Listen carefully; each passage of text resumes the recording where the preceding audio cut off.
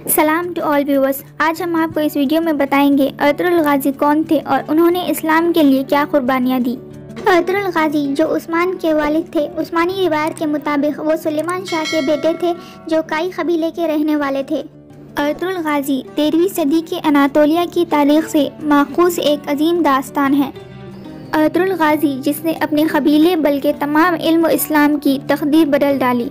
ओगुस तुर्कों के खाना बदोश काई कबीले को एक ऐसी वतन की तलाश थी जहां उनकी नस्लें महफूज रह सकें। अर्तुगरुल गाजी ने इस्लाम की सरबुलंदियों की खातिर अपनी जान व माल को ख़तरे में डालकर अपने जंगजों के साथ मुख्तलिफ अदवार में सलेबियों, मंगोलों, सल्जुक सुल्तान में मौजूद गद्दारों और दीगर इस्लाम के दुश्मनों को शिकस्त दी।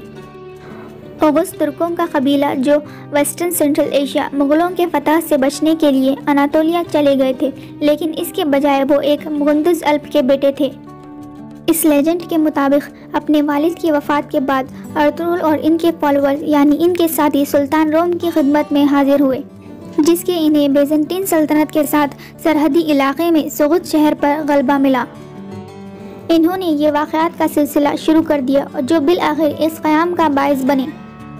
सल्तनत उस्मानिया का अपने बेटे और इनकी औलाद की तरह अर्तुगरुल को अक्सर गाजी कहा जाता है, जो इस्लाम के मकसद के लिए एक बहादुर चैंपियन फाइटर है।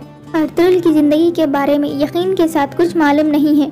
इसके अलावा वो उस्मान के वालिद थे। इस तरह एक सदी से भी ज़्यादा बाद में उस्मानिया के ज़रिए इनके मुताल्लिक़ लिखी गई कहानियों पर यकीन करने पर मजबूर हैं, जो उस्मान के ज़माने से माना जाता है। इससे पता चलता है कि अर्तुगरुल एक हिस्टोरिकल शख्सियत हैं। उस्मान बिन अर्तुगरुल गुंदुज़ अल्प रिवायती तौर पर अर्तुगरुल को सुलेमान शाह का बेटा माना जाता है। सुलेमान शाह के बाद अर्तुगरुल काई कबीले के सरबराह बने।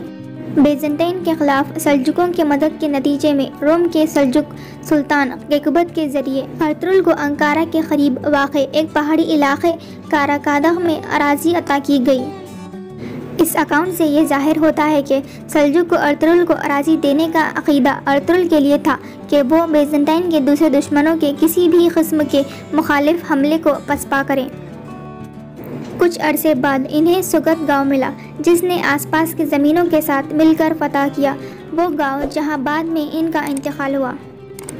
अर्तुगरुल गाजी अली रहमा ने कुछ ही दिनों में अपनी बहादुरी का सिक्का बिठा दिया था। उन फतवाहत का नतीजा ये हुआ कि बाकी बहुत से तुर्क कबाइल भी गाजी अर्तुगरुल के साथ मिल गए और गाजी अर्तुगरुल को अपना सरदार तस्लीम कर लिया। अर्तुगरुल गाजी सुल्तान अलाउद्दीन के नायाब के तौर पर लड़ते रहे और उनकी ताकत में दिन ब दिन इजाफा होता रहा। अर्तुगरुल गाजी ने बेज़ंटीन सल्तनत के एक बड़े मुत्तहिद लश्कर को शिकस्त दी। मुद्दतों इस जागीर को हासिल करने के लिए मुसलसल जंग लड़ते रहे। अर्तुगरुल गाजी के पीर मुर्शिद हज़रत इब्नुल अरबी थे, जो हर जंग में अर्तुगरुल गाजी को नसीहत और आने वाले ख़तरे को आगाह करते थे। इनके बेटे उस्मान के तहत उस्मानी हुकूमत बन गया। इस बारे में मुख्तलिफ राय है कि उस्मान के अलावा अर्तुगरुल के 2 या मुमकिना तौर पर 3 दूसरे बेटे थे। अर्तुगरुल गाजी के बाद उनके बेटे उस्मान गाजी सरदार बने। उस्मान गाजी भी अपने वालिद की तरह बहादुर थे। इन्होंने बाजी फतहात का सिलसिला जारी रखा। उधर सुल्तान अलाउद्दीन भी एक सल्जुकी जंग में शहीद हो गए। आपके बाद उनके बेटे गयासुद्दीन भी तातारियों के फ़ौज के हाथों शहीद हो गए।